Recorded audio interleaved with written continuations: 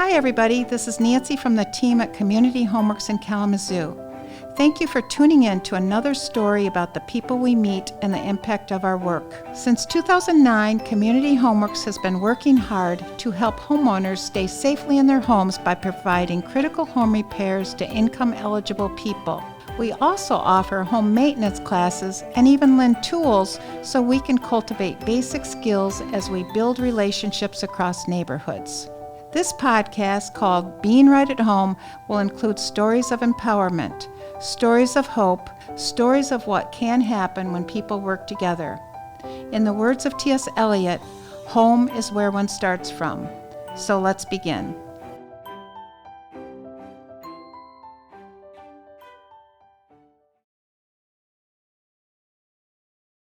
Okay, welcome back, everybody. We are in a new year, and I guess who's in our studio? It's Emily. If for those of you who listened in December, she was with us to talk about the 15 years of history with our organization. As a founding person with us with Community Homeworks, she gave us a historical background. So if you haven't listened to that episode, please do. But she's back in our studio today, so welcome back, Emily Greenman. Oh, thank you so much for having me back again. I'm really excited to be here. Oh, how was your holiday? Oh, way too short. Yep. I could use 2 or 3 weeks more of Christmas. I know. Why don't we just extend it till about Valentine's Day or something? Absolutely. Oh, but here we are in a new year, and I thought a lot about the history after you stated it and all the new stories I didn't know from those 15 years. But I wanted this month focus more on the impact that we have in the community. Because as we all know, and we talk about this quite a bit when we're together, we are more than the bottom line. We are more than the legal papers that make us something. You know, we are about community, and we are about the impact we have in our community and the long-term impact, not an acute impact, more about the systemic changes that we are making to build our community. So I was just wondering if you could look at memory lane through the scope of stories and tell us about a homeowner or someone who used our services that you feel was changed forever.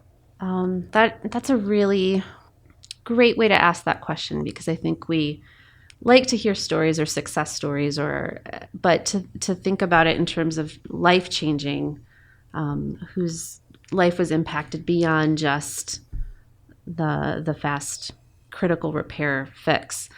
So there was one homeowner in particular, a client who came to us who did have a critical repair need. I believe it was a furnace, but I'm not really sure, because the impact that her story had on me was more so the transformation that she went through from somebody receiving services to somebody really being set on a whole different life path. She came to us, like I said, for a critical repair, but then participated in a series of our homeowner education workshops. I can't remember the total number that she participated in, but she decided after going through the workshop, she was never successful in school. She didn't feel like she was a good student. She didn't feel confident as a learner, that through that process of attending workshops, she figured out, yeah, actually, I am good at learning. I do want to learn. And from that experience of success in workshops, became a more confident homeowner, one, but two, decided to make a career path change and went back to community college to study at KVCC as a result of the confidence that she gained in our homeowner education program. Oh my gosh. Wow. For me, in 15 years, there's lots of stories of families being saved because we were able to stop a carbon monoxide leak, or families that were able to stay in their home because of a repair of a door or a plumbing emergency, or their water heater being replaced. But actually, for that homeowner to take it to the next step, have her house preserved, her wealth, biggest asset stabilized, stay in her home, but then also have her life transformed and feel empowered not only to care for her own home, but then to go on and become a student again, is really the center of why Community Homeworks exists. To not only have an individual impact on one single home, but really potentially on a homeowner's entire life. But then who knows what else, how deep the impact could be for her children and her grandchildren, and then her neighbors, her surrounding community, based on her education. That ripple effect. Effect. And as you know, as a board member, we talk a lot about transformation. And to see the transformation in that young woman who wanted to learn and wanted to be empowered. This was an older woman. This was an older adult. Oh, wow. Yeah, So even bigger. Do you remember what neighborhood she lived in, or where she? I believe she lives in Edison. Edison, right, which is in our neighborhood. That's where we're located. So, okay. No, she was not a young person. This was an older adult. And giving her the confidence that she had never attained earlier in life. No. Through our programs. Isn't that cool? I know. Absolutely. Well, and the ripple effect of continuing education for her family, the example to her grandchildren. Exactly. About going back to school. Her kids and grandkids. Yeah, absolutely. Just being that role model. Community Homeworks, indirectly, it's a organization set on asset building. And assets come in lots of different forms, be it a house or be it an individual. Skill building. And did you know, I'm retracting what I was going to do, but I want to go back a little. Did you know in 2009 that value system of we're not just going in and fixing your furnace or fixing your hot water heater. We are working with you as a real person, and we'll just see what happens. And that actually, in all honesty, was at the forefront of our mind. We were really seeing a home, a critical repair, as a tool for family transformation. There's not a whole lot that we can do to increase income for families. We can't spontaneously create jobs and spontaneously make employers pay them more. But we can empower, we can stabilize, and encourage community transformation from that other side. And what I see, and it sounds like we're kind of talking about the same thing, what you did then and what we continue to do because of your example is we continue to see and hear individuals when they walk in that door to talk about something's going on in their house. It's a person. So we absolutely. So thank you for that.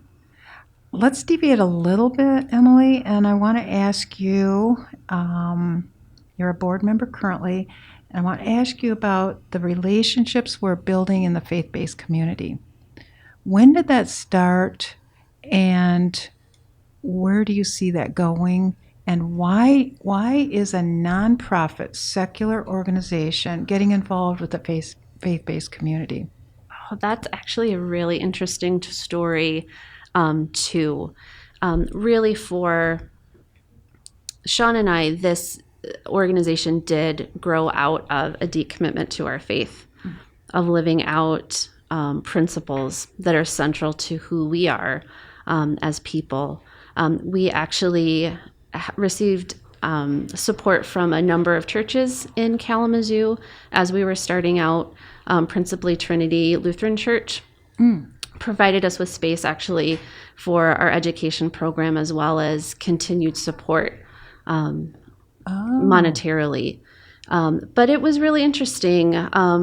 There were a lot of skeptical churches and other faith communities at first. They weren't sure necessarily how to distinguish us from any other housing organization. But why I think it's so crucial for us to come back and really deepen those relationships with faith communities is that we as an organization, are focus so much on transformation and shifting that story, shifting the needle, so to speak, on poverty and family stability, that we're the perfect partner for a church who has that same goal, or that synagogue, or that mosque. We know that people of faith want to see that happen. For Christians, they talk about manifesting the kingdom of God, and how better to do that through transforming lives through a home. Exactly. Thank you for that. So that was from the get-go, some of the thinking way back 15 years ago. Okay. And did you know, I just got to toot our horn a little bit, but also give some shout outs. In November, we had a faith-based roundtable, and we had over 50 people there. I was actually so glad to be a part of that too. It is really exciting. The excitement and the electricity in that room was really palatable. Is that the right word? And again, we might talk about dogma, but it doesn't matter. No. It doesn't matter. We came together because of the need to address basic needs, hear and see people, build community, and transform. So, I mean, what more do we need? Especially in a time or a climate as we have right now, where people aren't sure what to do. I think churches and other faith communities aren't sure where to put that energy, how to invest. Our political climate is kind of fraught, especially around faith, for a lot of people. So it was really exciting to see representatives from different communities. They don't know where to put that energy, and I think Community Homeworks is a perfect partner if you're really wanting to see transforming change in families' lives, and prevent homelessness, and prevent housing insecurity, and really build on a family's strengths and assets. Community Homeworks is a perfect partner organization. And you're exactly right. And what we've seen since our efforts in the faith-based community is they coming to us, asking us to present something within their congregations, and just the welcoming nature they are, and to see how much we have in common. It's not they and them and us and we. It's all of us, and I love seeing that. Anyway, I want to go into one more direction before we wrap it up today. I want to ask you about collaborations, and you have been in the housing arena forever, and we do kind of have our niches in there, and Community Homeworks has their niche, and other agencies and organizations have their niche. However, we can't be successful without other people in that. We need to refer. We need to be the referral source. We need to be the referral agency. Tell us about your values related to that team approach in a community.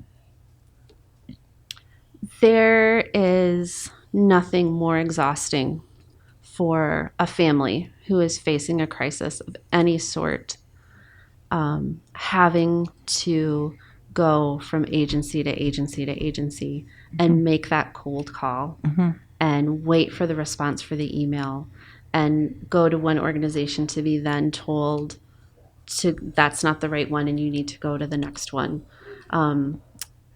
So this is collaboration on two different scales. I think on the micro level of really making sure that a family has a warm delivery to the next organization is absolutely crucial. If nothing else, to level out that path to meeting their need, saving the energy that they do have for actually getting the work done. I can't tell you how many people just get so discouraged in the process of getting help that they just give up. I know I've been there in other areas of my life, but I've seen it happen, and the level of discouragement. So collaboration in terms of referrals and knowing what other agencies do and the work that they do and who to connect that family to, I think is absolutely crucial. It levels the path for that family in crisis. But I think on a global scale, globally within Kalamazoo County, that it only makes sense. There's not a limited pie of resources. If we share ideas, if we share clients or families, if we share resources, it only enables our ability to solve problems. And there's not a competition. If we don't work within a scarcity mindset, we can get so much more done. I love that. I love that we're working against the scarcity mindset and just being in this together. I mean, we Absolutely. really are. And if solving a family's needs is our main focus within any agency, government or nonprofit, we get that work done so much better. Right. And I know Hannah goes out of her way at the front desk to, when somebody calls, it's not in our wheelhouse, to know enough about what's going on to make that referral. And did you know, I don't know if you knew this or not, but there's now an application that is filled out that can be transferred from That's amazing. So yeah, that person in need doesn't have to fill out the same basic paperwork, time, and like you said, go in and use that limited energy just to filling out forms. Can you imagine? It's absolutely exhausting and so discouraging. I can't tell you how excited that makes me that there's a universal application at this point. Yeah. That was a big goal a couple of years ago in our strategic plan. And speaking of a strategic plan, we're not going to talk about it today because I think it has yet to be. We're still in progress. Well, still in progress. But are you excited? Because this is going to pave our way for the next 4 years. So as somebody that knew about us in 2009 and seeing what we're going to look like this year, next year, what do you think? Oh, it's exciting. Seeing all aspects of the organization that was really in my mind's eye as well as Sean's in terms of tools, training, and critical repair. This next 5 years is really exciting. Seeing all three of those aspects that we set out to have really coming to fruition is really exciting. I think that the community is really ready to have access to all three of those resources. And once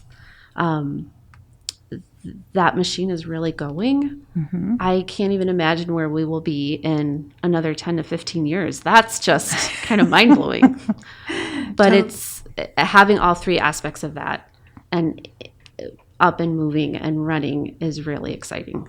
Oh, totally agree, 100%. So, well, let's wrap up today. Thank you again for coming in not even the middle of the winter, but the early winter. And thank you, Emily, and come back anytime. Oh, thank you so much for having me. I could talk about community homeworks all day long. I know. I'll save some more for later. Okay, sounds good. Thank you. Oh, thank you. Well, that's it for this time, everyone. Thank you so much for tuning in. Between now and next month, we will continue to be in our community, making a difference. But before signing off, I want to ask for your help. Please consider supporting us with a donation of any size. You can easily do this by visiting our website, communityhomeworks.org. Your help will allow us to empower more families as we build a stronger community, one home at a time. So until next month, please take care of yourself and each other. From our team to you, bye-bye for now.